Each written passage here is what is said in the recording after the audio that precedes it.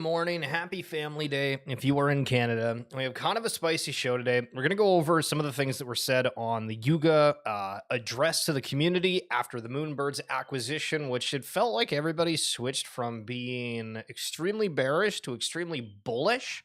And I want to kind of backtrack just a little bit because there's a couple things people forgot about in the rationale for being upset that I think is kind of completely justified. That said, we got some other general news about things, and from back in 2023, did you know Ferrari is accepting crypto?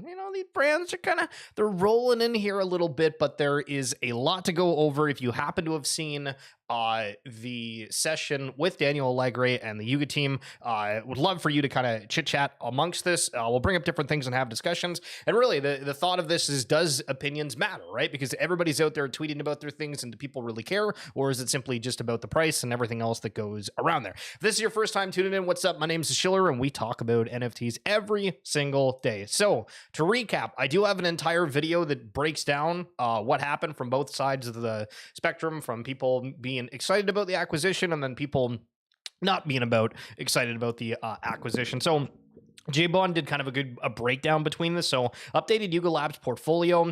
Yuga Labs broke Web3 again with proof acquisition news today. The details of the deal. Yuga now owns 13 brands under its watch, with another one coming in the marketplace with Magic Eden. Now, I don't know if they own Magic Eden in any way, but they're partnered in some capacity. Yuga didn't spend cash to acquire Proof. They only gave shares. Proof team is absorbed to be part of Yuga. Quick transition is expected. A16Z helped broker the deal between the two of their VC-backed startups. Yuga acquires all rights, assets, and most importantly, treasury of Proof, which is 50 million plus. And this is kind of the only reason that this acquisition really happened. There was some kind of odd things that, occurred in Harry Swan. We like a little bit of drama in the morning. I got it here for you, sir. Hope you are doing well. Is America having a holiday today too, or no? Is it just Canada? It's Family Day today again for anybody that doesn't know. K Rose has given a perfect exit for Proof and Birds, and now is a shareholder and advisor to Yuga. Which during the session, they basically said that Kevin was going to be involved in terms of advising how things are to transition or end within MoonBirds and Proof, not beyond that. Now, I was going out there on Twitter. There was all these Yuga employees that were saying, he's not an advisor. The article was misrepresented. I mean, Yuga gave Decrypt the news to break on this. And so it's like the article literally said he was an advisor. And I think everybody just panicked and pivoted after they realized how badly they mucked up on that. Yeah, it's President's Day, but really only banks and stuff closed. Okay, so is Harry Swan at work, or are we chilling, baby? What's the dealio? Yuga gets additional, here's the good. Yuga gets additional war chest for their major plans, particularly development of other side from Proof. And the weird thing that I think a lot of people missed from the conversation with the Yuga team was that they said they basically restarted other side. And so we had this assumption that, okay, other side would be built in X amount of time, but now they're going back and saying, hey, we're kind of building things from the ground up within that. There's still the questions around improbable that I don't think were answered on that. So does this push back other side more? I believe they did talk about how they were going to do things in more of an instance type setting. But again, I think last year we only ended up having 2 trips that were about 2 hours in total for the whole year. Yuga gets another strong IP with MoonBirds ecosystem and added to their portfolio. The bad, after laying off Meebits and 10K TF teams last year, they are now seen to acquire Proof Team. While they didn't spend cash to get them, it looks bad. We'll get into that a little bit more. K Rose, as an advisor, has quickly met with community backlash. The man's been dunking on apes. Now he's a Yuga shareholder, which we got screenshots of that momentarily. Scattered focus. Yuga ecosystem is mostly down already. The community fears that an additional ecosystem will scatter their focus further. Winners, Yuga with an additional 50 mil plus treasury plus IP without spending cash.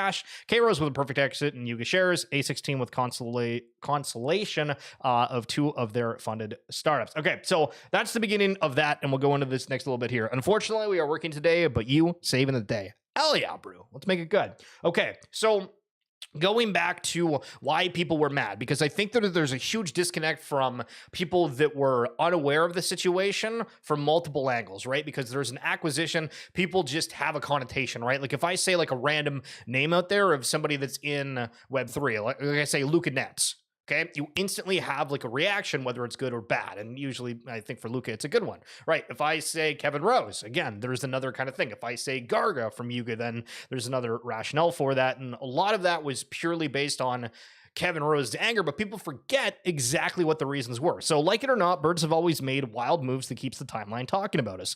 The move that Birds made, they publicly disrespect Yuga and BAYC because they are down more in terms of USD, which Kevin Rose said on a Twitter space a while ago, repeatedly disrespecting BAYC's whole business model, blatantly ignoring sexual harassment because the offender is a friend of Kevin Rose, which I'm going to kind of touch on that super quickly here in a second, overpromise and never deliver on every occasional possible, mass layoffs of key employees leading to website delays and launch complications. The list goes on, and I hope Yuga can purge the current team and bring the vibes back for Bird. So again, they go on this space and they say, the Birds are amazing. The Birds are amazing. The team's the best in Web3. But there is kind of this question of like, okay, why wasn't certain things happening? How did they go approach this? Like the advisors within that, the team within that. Okay, that's cool if there's artists, but what's the other things behind it? Now, there's an entire breakdown of this. I don't want to put anybody in a bad mood because it's pretty weird, to be honest. But Jay has a breakdown of this. It's like an older tweet from December 12th. If you're wanting to look this up, you can just type in the first words that are on this. But regarding that sexual harassment thing, I have watched this fiasco in silence for the last couple of hours and held my tongue in the hopes you guys would do the right thing. It's clear that Proof has lost the plot on basic decency if Trey is allowed to stay in the Discord. I am personally offended, and every decent person in here should be too. If he is still here by morning, I'll take my leave of the Discord community permanently. No apology would suffice. I'll wake up at 5 a.m. Eastern, by the way. And then, 5 a.m. comes along. It's been made clear to me that Proof will let harassment and bullying stand as a matter of course. So, again, if you want to go through all these different screenshots, there's different things within here. It's pretty weird. It's pretty weird. I'm not going to lie. And here's the exact screenshots from Kevin Rose over the last little bit. And this was at the, I guess, last year. If we don't present real tangible things in the next 6 months that you all can believe in, then I'll FUD myself. All right, we're way past 6 months. In my head, we have to answer the following questions. What does MoonBirds really stand for? Who are we as a community? What can we rally behind? What's the single product and experience that bring value back to the holders and how it's different than anything we've seen? How can we anchor a reward system token that extends into everything we do that is redeemable for real value? We hear you loud and clear. This year, we're going all in for MoonBirds. Embrace the degen. Oh, we are. If at the end of the year, you can't say, wow, what a wild year, MoonBirds did some crazy shit, then I have failed you. And of course, Yuga just steps in and they take it. And then what do you want me to say? We're still here, still building, trying new things, giving it our all. Not everything is within my control. And then from their team a while ago saying Proof is not for sale. Acquisition rumors have sparked considerable interest from big parties in the space looking to collaborate and build with Proof. K-Rose had a strategic discussion with Alex Ohanian this morning.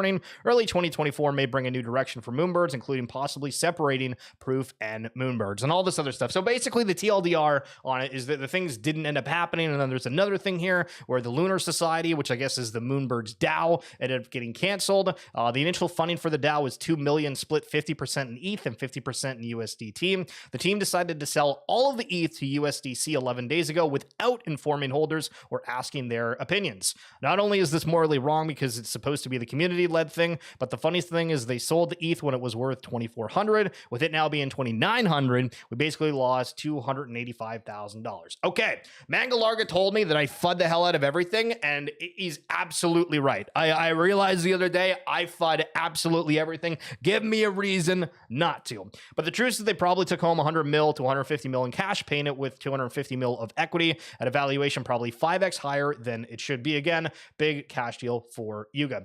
We like the Proof of MoonBirds was a strong and Web3 native community.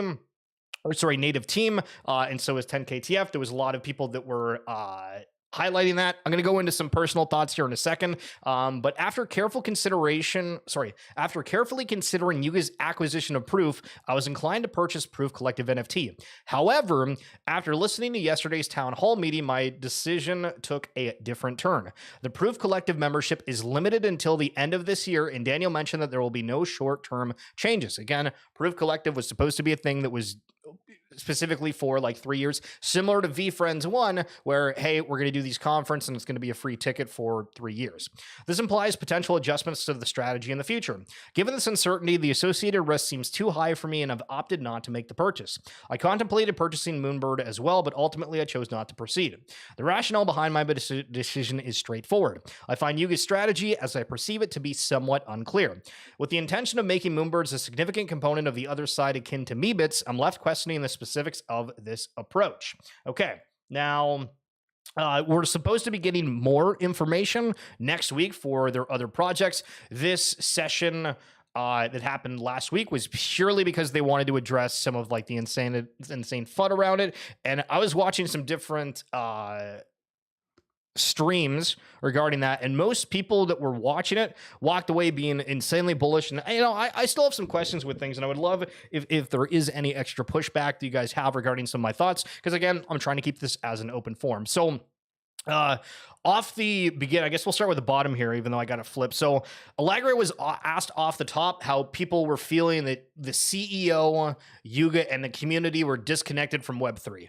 I feel like that's a crazy statement, because when everybody thinks of Web3, they think of BAYC, all the things that they've done. It didn't really make a whole lot of sense for like that question in my point of view. However, I really wanted him to address the questions that people had about him, saying, hey, like, it doesn't really feel like, you're connected within the Web3 way. Obviously, he's the CEO, came from the Blizzard, and, it's a whole different world, right? But he's been about 9 months, and I made a joke, and it was supposed to be lighthearted on the timeline, where he joined the Discord and he had like the default profile picture, right? And you're like, all right, what person in Web3 is rocking the default Discord Web3? But within that, he spent time initially, like his answer to that was saying that he initially took time to take stock of what was at Yuga and realized that the community needed to be more involved with that.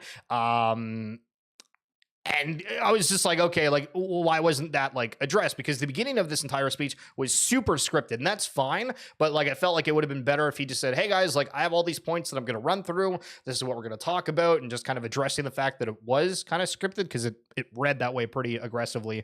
And then when they opened up the floor for community questions, Tropo ended up getting up there and saying, like, how is BIYC the center of the island in a way? Like, well, how is that the main focus when it doesn't really feel that way?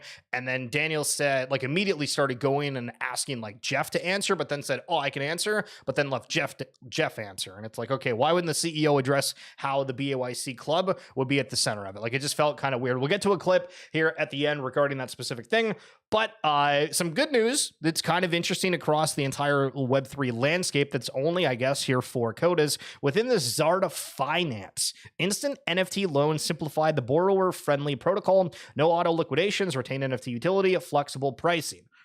Apparently, they can just rent out these Codas. And so when we get into these Web3 games as they continue here, this is going to be interesting where, if there is something to be earned from these different games, I mean, this person's renting their Coda for 0.5 ape per hour for 45 ape. And at like $45, you didn't do anything.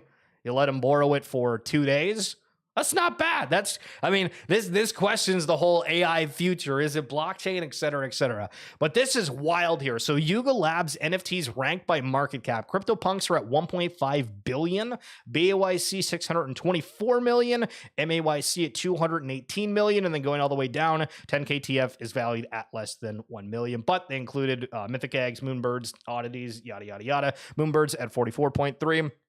Crazy amount of assets within Yuga. And again, once these associated royalties are a part of it, holy sheesh, they're going to be churning a lot. So yesterday, there was a big BYC sale, and we've been talking about how grails have been flying off the shelf from Pudgies, from Clone X, from literally everything, right? At the beginning of the year, I've been pounding the table, baby. I've been pounding the table about pay attention, because we're starting to see these grails move. We see grails move first, and then the entire market usually follows suit, from at least my experience with that. And yesterday, TFG Michael, who was huge in the Overwatch League space, a while ago doing videos and whatnot, he had a Crown Trippy Ape that he sold for 110 ETH. Now, Why is this interesting? Well, because there's only 3 crown trippy apes. It's rarer than a mutant, the mega mutants, rarer than gold ape fur, et cetera, et cetera. But there's actually a story behind this that kind of highlights the power that Yuga has. So if you remember a while ago, there was the exploit where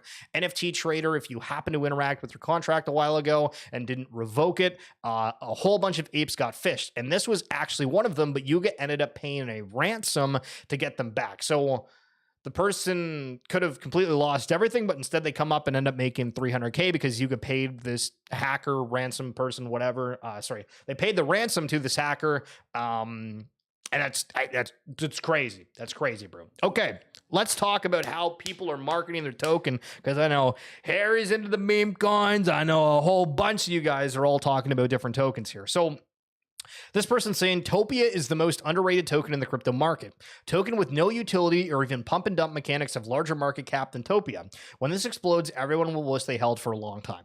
There is an infinite amount of different tokens that you can say the exact same thing for here, right? And all that really matters is if you're confident in whatever, right? Do you actually believe in it? Can you have a discussion? I want to shout out Mango Larga, who told me I was a big futter, and he was interested in Pixelmon, and I was like, okay, so give me the breakdown of like why you think Pixelmon is going to be the alpha. And he was like, well, they got acquired after they minted. And I was like, okay, sir, I'm gonna need a little bit more than that, right? And so there is a lot of speculation about things, and the prospect of, if you look at the top 100 coins, like how many of them actually do anything, how many of them have a working product that people even care about in the slightest. Really, I mean, is it institutions that have these higher prices? It doesn't matter really what I think. It's going to matter what the market thinks. And just, when you are trying to highlight your token or whatever, always try to give a little bit more context, because I feel a lot of ones are similar to that. Okay, so Tor highlighting something that I was actually into a while ago. Of course, something your crypto/NFT guru failed to stack and follow. The fully diluted value on this is still a macro cap too. So Banana from Cyberkongs. So Tor, little bit of a rip job here, but this Banana token used to be $100. This used to be $100. So your NFT guru failed to stack and follow. Don't worry, they were shilling it when it was much, much higher. I had a Cyberkongs, I was following it, and then things ended up crashing after it just took forever for things to happen, and the market was extremely hyperbolic and overinflated at the time. Now, the thing that should be noted with this is the token itself rallied from 25 cents to almost $2 here. Okay. And then we're seeing the NFT that provides the token also rip up to 18 ETH from as low as 5 ETH a few months ago. Okay. For the Genesis Cyberkongs. So when we look at these collections, we have to really realize that everything surrounds the token. For Bored Apes with ApeCoin, they earn those ape coins. When it used to be $10, $15, people were paying like 60 plus ETH for apes. For Genesis Cyberkongs, again, people were paying upwards of $500,000 for Cyberkong Genesises when Banana was at $100. For Fluff World, when I'm looking at that, how there's the component of the Root token. When Root ends up going up, we'll probably see some kind of correlation to that and realize that a lot of these NFTs that are connected to a token are probably at a standstill until that token does something. Now, the difference is we've seen for like Doodles, there's no token involved, but it randomly shot up. We've seen for Pudgy Penguins, there was no token involved except for that recent airdrop, but that shot up, right? So do you weigh, hey, we want something that ends up yielding a token, or something that just people hopefully like purely for the art? Syncus DAO, decisions made. Syncus will roll out a mega airdrop across multiple NFT collections, Pudgy Penguins plus Little Pudgies, BAYC and MAYC, Sappy Seals, and Wrecked Guys. So I have no idea exactly what this is, but this is basically the best way to market to people, because all of a sudden they're like, oh, we get an airdrop? Let me go check it out. Maybe chill it on the timeline. So a new standard of treasury-backed DeFi. Join the community. It's got 20,000 followers for it. Borrow lending platform on ZK Sync is ready to launch. A treasury of 7.5 million will be used as collateral to borrow USDC for Sync buybacks. Imagine the pump. Do the maths. I feel like that's kind of weird to have a pinned tweet and saying that like it's gonna be a pumpa. I don't know. Like that's just a little bit suspicious to me. Maybe I'm crazy. but just wanted to highlight that. Okay, so ENS names. Why does nobody talk about the ENS token anymore? Do you guys remember when ENS token came out? And people were like, this is governance. We got to pay an absolute bag for it. And then people were like, hold on. There's these grail names, et cetera, et cetera. I haven't looked at ENS in forever, so let's check it out. It is, drum roll please, at $23. Waiting for this to load here. If we go to the all-time, at one point, this was all the way up to 74. That was in like a single day. 542 million in volume. That is ridiculous. Obviously, it's coming down like a fair bit here. It looks like it's trading just under 100 mil volume per day. But still, I feel like this is something that's not talked about the timeline at all. Is this a utility token? Is this whatever? Like, I don't really know, but people were buying it for bucket loads before. So AI will be one of crypto's top performing sectors this bull run. But instead of buying random AI coins, I'm focused on one key beneficiary, DPIN. I'm not super familiar with this, and so I wanted to go into this thread. We're not going to read the whole thing, but again, if you're wanting to check it out, just check out Miles Dutcher here. It's projected to be a $3.5 trillion industry by 2028, and you have a chance to be early. So in this thread, it will cover how DPEN works, why DPEN is poised for significant growth in 2024 and beyond, and the specific DPEN projects I'm investing in. So firstly, what is DPEN? DPEN stands for Decentralized Physical Infrastructure. These are blockchain protocols that incentivize decentralized communities to build and maintain physical hardware. Users supply hardware or soft resources to the network and get token rewards. The DPIN landscape is vast and spans across multi-billion-dollar hardware sectors. Cloud storage, computing power, wireless sensor networks. Messari predicts that DPIN could add 10 trillion to the global GDP in the next decade and 100 trillion the next decade. Physical infrastructure has historically been a big tech monopoly. It has significant capital and maintenance costs out of reach for small players. Giants like AWS capitalize on this by selling their services at a premium. However, DPIN has many benefits over centralized solutions due to its ability to reduce cost, horizontally scale, reward network contributors, and enhance security. Here's how DPIN works. Supply-side users commit their resources for token rewards from the network. So, you set this up, you pay for the servers, the electricity, the internet, yada, yada, and then they give you some kind of a token, just like running a node. These rewards incentivize network participants to deploy more infrastructure. Infra growth attracts more demand from end users, leading to increased network activity, and network growth leads to higher rewards, which incentivizes more supply-side users. As you can see, DPIN is built in a flywheel effect, helping projects gain traction as they expand. As far as DPIN, DPINs, I just started researching PEAQ. Ooh, Trader Pops, good morning. That's cool. So I'm not going to go more within this. It's something that is a narrative that got brought up to me a couple of weeks ago, and I was like, I don't know what this is. But interesting here that I'm seeing it brought up again. We got Trader Pops who's out there getting involved with it. Maybe pay attention to the DPIN narrative. That might be something that's new. And again, if you're wanting to read this full thread that's almost got 1 million views on it, just type in this guy's name and you will see it, because this was from like yesterday. So easy to find. Okay, assembling a team. Mike Dudas here buying a Pudgy Penguin for $174K. Now, why am I highlighting this one in specific, apart from the fact that it is a expensive JPEG?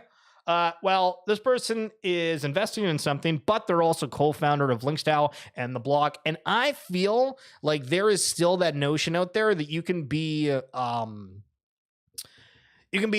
attempting to gain recognition or awareness from being a big player within the NFT space. And furthermore, also showing your support for a certain collection will get you into conversations, chats, and potentially directly talk with the teams. If we think about NFTs in general, when we first talked about how, why are these things exciting? Why are they bullish, et cetera, et cetera? One of the main things we said was the fact that we could gain access to individuals we didn't happen to be involved with prior to. And I think that that's still a massive component of that, as we're seeing some people flexing on the timeline. Every week I'm asked, what is good NFT? The answer is the same every time and will be every time. Now, this person highlights literally every single collection that's on Say. So let me do a quick 20-second look at these ones and see, okay, are these actually the alpha, or are we just bullish on Say? Yo, bitch, dark bud. Going on, bro? Yo. Apparently, Harry's at work today, even though it's only like banks and some other stuff that's closed in the States. Pitch, you need to run for president and change some things up. Okay, so Say Network's native liquidity engine. We've talked about this briefly before within the Yak of Finance. Again, I'm just trying to do a quick like 20, 30-second glance at this. Yaka. There. Okay, so it's a swap, basically. Okay, why is that bullish for the NFTs? I guess it's a part of it. Okay, for Saiyans here, over 9,000 Saiyans, free mint only. When we go, we check out the site. They don't have a site. Okay, great. That's bullish. For the colony here, they have a Discord that links, and that's it. Okay, that's very bullish too. For Dobbs, we have a website. Hell yeah, bro. Break the wall. Okay. Interactive website. TNT. He didn't move. Nice. Okay, kind of a funny website. What TF is Dob? Okay, it's pictures of things. Okay, wag me. The next one here, we have WeBump. They follow me. Yeah, that's what we like to see. Introduction, WeBump, in its commitment to supporting the thriving community of developer teams and creators on the same blockchain, collaborates with Lighthouse to go the extra mile by providing open source smart contracts. These smart contracts are specifically designed for the seamless creation of NFTs on Say, known for its remarkable speed as one of the fastest blockchains. Okay, so this is a collection that I guess is a part of this. However, it's, saying that they do smart contracts. Okay, cool. Why is that bullish? Let me explain. And then we have a live here. So we go to the link tree. Hopefully we got a website we can work with. Check. Truly. This is just generative art, I'm guessing, or maybe not generative art. It looks like generative art. Okay. It's generative art. And they're just highlighting different things. So I guess that's like art blocks. Okay, cool. What do we think? Are we bullish on these? Well, what's the deal, y'all? We just checked. We just did a little bit of a check on these. And how many of them gave you the good impression within the first 30 seconds? People are terrible at making interesting websites. I'm telling you, it's crazy. Okay. This is kind of funny. Well, sorry, I shouldn't say kind of funny because I want to preface this with a couple things. So if you don't know who Yildisaurus is, he was somebody that is I think he's still a BYC member, but he was the person that went out and said, if you don't have a $100,000 profile picture, don't talk to me. And then he's like kind of retraced on that, saying, like that was stupid. I shouldn't have said that. I regret. But I actually ended up meeting him at the first Bored Ape Yacht Club event where they had the yacht club for Halloween in NYC. He walked up and was like, yo, what's going on? Tried cutting the line because it was like everybody was in line to get tickets for this thing. It was kind of an interesting experience, but just kind of looking at the timeline, he said that he had an opportunity with a token. And I was like, okay, are we back with these influencer tokens? What's the dealio? So I'm now stepping in as the main dev for Trial Token. And as you all know, I have always stood against the cabal and their pump and dump influencer coins. Today I found something different. Trial, the antithesis of all that. I mean, when you look at that for the beginning, I mean, it sounds a little, questioning a little bit. So Trial is groundbreaking. That's what everybody says. The top holder after 24 hours becomes the main developer. In under a day, the Telegram swelled to 1,200 members, reflecting a vibrant community that I immediately connected with. I aimed for the top, believing I was leading, only to find myself a few short at the deadline. A golden opportunity seemed to slip away. What the hell do you mean that you become the lead dev for something based off you being like the top holder or something? You made hella money on that? Or are you talking about something different there, Mr. Harry Swan in the chat? Or that was, sir.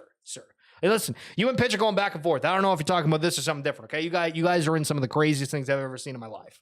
This, hell yeah. Okay, cool. Trial, love it. Then something incredible happened. The number one holder, OXAXS, reached out together. We decided to lead as co-main devs. The collaboration marks a new beginning. I'm very excited for this opportunity, and I intend to be my absolute best to help steer the ship. So there's all these tokens coming out. It might sound like I'm ripping on this, and like I'm not trying to. I'm just saying like it's insane how many different things, storylines, narratives, and whatnot that we have with different crypto tokens, which for this one, that's just a narrative of being first for something, right? Crazy. But people are making hella bank on that, so that's always fantastic. Okay, so this was super old, but it got brought up yesterday. Big breaking. Ferrari goes big on crypto. Ferrari is now accepting Dogecoin as payment method for luxury sports cars in the US. And I actually remember talking about this at the time for Ferrari accepting crypto. Hopefully this website works here. Ferrari has started to accept payment in cryptocurrency for its luxury sports cars in the US and will extend the scheme to Europe following requests from its wealthy customers, its marketing and commercial chief told Reuters. So the wealthy customers want to deal in crypto. That's interesting. The vast majority of blue chip companies have steered clear of crypto as the volatility of Bitcoin and other token renders from them impractical for commerce. And I don't think I've ever seen a Web2 company called a blue chip. But that's cool. These include electric car maker Tesla, which in 2021 began to accept payment in Bitcoin, the biggest crypto coin, before CEO Elon Musk halted it because of environmental concerns. Ferrari's chief marketing and commercial officer Enrico Galera told Reuters that cryptocurrencies had made efforts to reduce their carbon footprint through the introduction of new software and a larger use of renewable sources. So, and I just retouching on that. There are some bigger companies out there doing these things. Now, sticking with the Web 2 theme, Nintendo falls up to 8.5% following reports of Switch 2 launch delay. Now, when we see all the time for the space, these collections that don't ever want to announce that there's a delay of some sort, when you ask for Yuga and other side, how's that progressing? When things coming out, they'll never say that things are delayed, right? For all these collections across Web3, it's very rare to hear a big delay of something that's massive. And it's because things fall 8.5%. They got to hold that floor, baby. They got to hold that floor. All right, we've made some points of Derek's tweets in the past, and I thought this was interesting. How do you do collabs? Already have a few communities in mind to get the majority of whitelist for Gangster Arena. So I guess this is something that he's working on. I just find his takes interesting. So if he's involved with this project, I'll take a look at it super quick here. And this Uncharted Studio. Chapter 1 beginning coming soon. Chapter 2 redacted. Okay, dude. Why do half of these news sites don't show you anything? That's crazy. You try to look at something and you got to sign up for a waitlist. But speaking of waitlist, this is from a bunch of pro Overwatch League players who, I should say ex-pro, and Jaws is a caster for it. But they have a pretty wild following, and this episode's got like over 20,000 views. And this was what they had to say when they were talking about waitlists as an idea to incentivize people. I need to do that. Maybe I should gamify the waitlist. Hey, you guys, thanks for signing up on the waitlist. We're super excited to see you in the next few hours. Just download our app. It's a quick play to earn game. Play to earn. Sign off the waitlist. You get enough NFTs. You can get a full set of NFTs. You can get into our cryptocurrency, which can allow you to purchase a better slot on the waitlist. We will see you tomorrow. I just want to show my commitment to the waitlist, because we sat on our ass, but we didn't do anything. Bro. I'm just asking. Buying NFTs. Yo, I've not been saying waitlist. I said waitlist than this. I've been saying waitlist than this. Did I slur my word there, Mr. Pitch? Are you fudding, sir? Also, we've been highlighting Seeker Silo. Looks like things are going to be coming for that, so we'll see if Schiller ends up being right or incredibly wrong. That very well might be the case either way, but we'll see. And again, same thing as the Topia thing earlier, right? It's the, this is still a microcap, even though this, that, the other thing, right? Like there's all these narratives around different things out there. Some of them are going to work. Some of them aren't going to work for Shurzy. Jaden Levitt here, who seems to be my V-friend, I guess, person that I bring up on stream a lot regarding that. Personal thoughts on this: there is an obligation to the V-Friends brand to avoid too much downward price pressure below mint. The obvious area every project will need to address is price stability. 63% of people turn toxic when there's volatility. Buybacks could be a way. It's also a strong signal the founder is prepared to eat their own cooking. I have a view that Gary Vee doesn't have a large enough holding comparatively to a handful of whales. I mean, I don't know. Why the hell has Gary not bought in these previously? Why the hell has there not been extra things for V-Friends in terms of like access or whether it's free things, like everything that's been involved with VeeFriends for the most part has been like a paid thing, except for the card boxes, right? And the tickets for VCon. Everything else, it's some kind of paid extraction method. So I don't know. I feel like people are kind of like lost in the sauce on some of this stuff. But I mean, maybe Gary Vee goes out and buys the bag. Steve is usually incredibly wrong. Big facts. True, truly. And Trader, how many secrets you got? Okay, so this is an interesting clip coming in from Luca Netz on, I'm not sure like what show, but here's what he had to say. The elephant in the room is people are spending tens of thousands, hundreds of thousands, billions of dollars on these things. And you have to have some empathy and respect for that. I remember being a collector and being like, I wish you would just listen to me because I've spent $100 grand on your shit. So listen. Just listen, dude. Pretending that this is your moat and you are here because of you and not because of the support of all of these people putting insane amounts of money behind you and behind the brand and behind the community is to be completely negligent of the truth. You have no other business where your core consumer, your core believer, your champion is so financially invested. Nothing else exists like that. The elephant. Okay, so this is an interesting point where the other day I tried to highlight the fact that when we look at the NFT space as a broad whole right now, you see the initial mints. It's been a while since we've had, a reflection on some of the earliest mints, right? Cool Cats for 0.02, for BUIC, it was like 0.08 at a point. It was like $250, et cetera, et cetera. And so these teams start out and they don't charge an arm and a leg, but the secondary markets decide, hey, we're going to go all in on this stuff. So I totally get his point and his sentiment within this, but it's crazy when you actually take a step back and say, okay, like these things are only this expensive because people just assumed that there would be extra value and that it would be worthwhile spending that much money on these things, whether it's for, the belief that Web3 and blockchain is actually going to be revolutionary in various ways. These certain IPs are going to be, the next SpongeBob, Pokemon, et cetera, et cetera. When was the last time you watched SpongeBob? Hell yeah, bro. I mean, you can just go on, right? But it's interesting. And I feel like Luca is pretty good at addressing discussions around that sort of thing. Beware of fake artifact products. Genuine artifact products come with embedded WM chips, ensuring verifiable authenticity. This is the future of authenticating physical collectibles. Stay vigilant and trust the WM chip for the real quality. So this is just kind of a quick little video of, I guess these ones are fake, or they're real. I'm not sure exactly. They're highlighting. Oh, look, I have somebody that's blocked here. Somebody messaged me the other day saying, hey, you have this person blocked. You know why? I'm like, they probably had a horrible take about sports or some other BS. Just loosely use the block button out there. So if I do have you blocked, let me know. Keck. So going back to the Yuga discussion with the town hall meeting, one of the weirdest things that was said throughout the entire thing was that Gargas said that the Yuga was pitched on a lot of TV shows, but they did not pursue them because they did not want to step on other apes' potential shows and creations. So, and he said this was like back from like when they first started. And I don't see how that makes any sense because, I mean, what kind of IP out there has really taken off based off of other people creating things and running it, except for like the main company at the helm? Like, sure, we have these like knockoffs where if we use Harry Potter, you can go and you can find people that are doing, whether it be like Dungeons and Dragons recordings, variants of it, or, they do like a 10-minute shorts clip where they, reenact certain scenes or something like that. But I feel like that is a crazy thing not to do because your community is doing stuff within that space. And, we look forward to, 2 years in advance from the early days. And you're like, okay, like there's people that said they were building all these studios, doing all these things. And I don't see anything on the timeline whatsoever regarding it.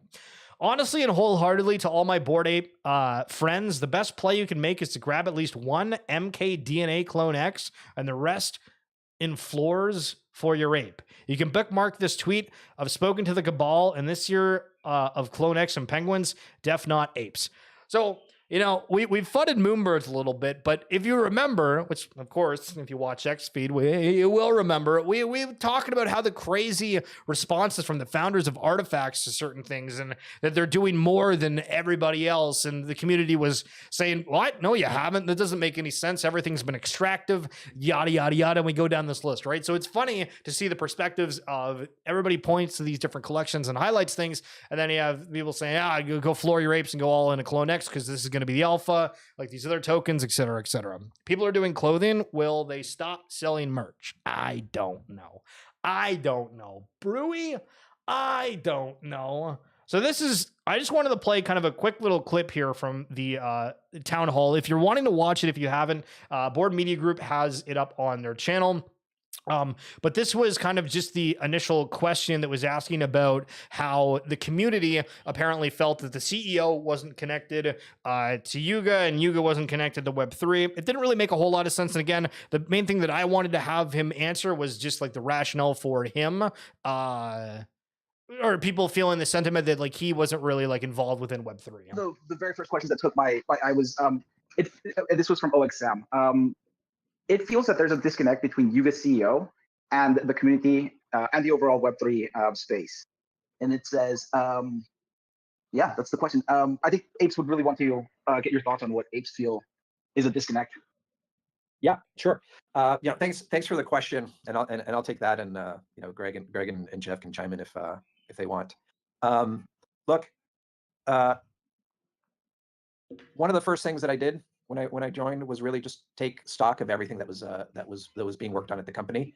And I said in a note to the community last year, we were focused on a number of projects that were really not core to what really mattered, and building communities is what really matters to us.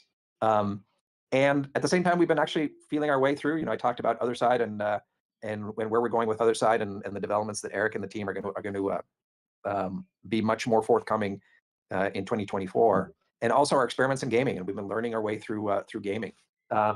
And the community feedback is something that, to be completely frank, in the first few months of me being CEO, I was so focused on what we were working on and getting our team straight and organized. And I personally lost sight of getting community feedback. It was about what we were building and then showcasing once it was ready. And that was a mistake. And we've pivoted away from that. This is the thing that doesn't make sense about that specifically, because they're saying, we didn't take like the feedback from the community, yada yada. But I feel like how many times have they prior to on different launches or things like taking the feedback of community? I think the only reason that this is being said is because the things that have like launched over the last little bit have been not great. People are saying, what in the hell is going on, right? Again, they mentioned that the Yuga team has like 125 people as employees on it. And so again, if you have 125 people, you think that would be enough for like getting feedback on things, but maybe there's not enough involvement. There's a whole lot that we could go on about this. Maybe I'll do like a breakdown of the entire session at some point. But that's not going to be today. That's going to be the end of this episode. I appreciate you guys coming through for this X feed, Mr. Harry Swan, Trader Pops, and Pitch Dark, the one and only. I hope you guys enjoyed the NBA All-Star festivities. My goodness, the timeline was filled with all of the different perspectives on that one. And then on Friday night, obviously, there was all the Yuga discussion. Not Friday night. This was on the 17th. When was the 17th? That was Saturday? That was Saturday. I thought they did that during the week. That's crazy that he jumped on for that. But still, kind of crazy that this is like the first time that Yuga has done like a community address in forever, and the rationale for it was just people were so mad about the MoonBirds thing. We went over a lot of the rationales for that, of course, with other perspectives. If you check the previous live stream, you can see that and last week's X feed. But if you're just joining in here late, be sure to check today's one because we went over a lot of the juicy details. Mr. Pitch Dark, see you nerd as well. Enjoy the rest of your day, guys, and the week because it is Monday. Bro, can you help me get a job in the Web3 space? So before we end here, let's talk about that for a second. So you got to think of like what you're interested in and then what kind of skills you can provide. I think that one of the biggest things you can do is be out there and being vocal, because I've had like people ask me certain things of like, hey, do you know anybody that's within that? Do you know anybody that's like a specialist in this? Tweet about whatever you do all the time. Get involved with conversations. Try to be seen, because I think that there is a little bit of a thing where there is people that want to work in Web3, but then they don't really put themselves out there a whole lot or make it incredibly known that they're able to do something specifically within that realm. So, Creator Pops, I expect to see all of your goodies on the timeline, and then we'll see what we can cook up. All right. But I appreciate you guys tuning in, and we'll chat soon. Peace.